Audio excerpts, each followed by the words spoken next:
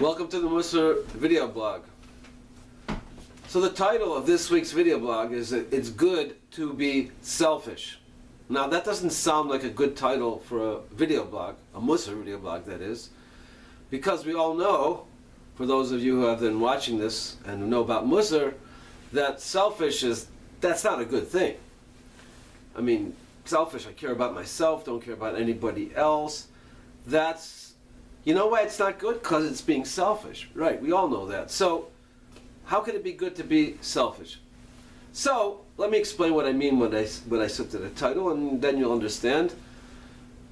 The question is really, who is the self? Selfish means I am for myself, but who's the self?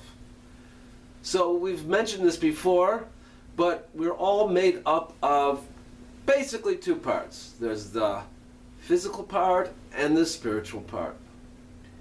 And if we identify with our physical part, then that becomes who the self is. And if we identify with our spiritual part, then that becomes who the self is. So when we say the word selfish, usually what we mean is that I'm identifying with my this world part, the more physical part, the part that's involved with this world, that if you want to call it the animalistic side of me, the part that wants to take, the part that wants to just satisfy its desires, stuff my face, so to speak, and that extends to all facets of existence.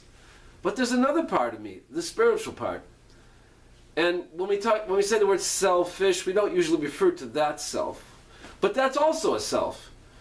And really, we should, hopefully, identify with the spiritual side of ourselves, and that's the real me. I mean, at the end of the day, the real me is the part that identifies with the spiritual side, the part that wants to give. So when you have, let's say, money, well, the animal side says, money, it's my money, I work for it, I keep it, I don't want to give it to you. And the spiritual side says, wait a minute, you know what I want, says spiritual side? I want to take this money and do good things with it. I want to give charity. I want to help people. I want to use it just in general for things that will further spiritual growth, that will promote holiness both in the world and within me as well. That's what the spiritual side says. So that self, that spiritual self, has a lot of good things. In fact, it's all good. Food. Well, the animal self says, I want to eat. I want to stuff my face. I want to have fun. I want to enjoy myself. I want to feel the pleasure of it going down the hatch, right? The spiritual side says, wait a minute, food? Well, if I can give it to others to help others to eat, if I feed myself to enable myself to have strength to do good things, holy things in this world, that's great.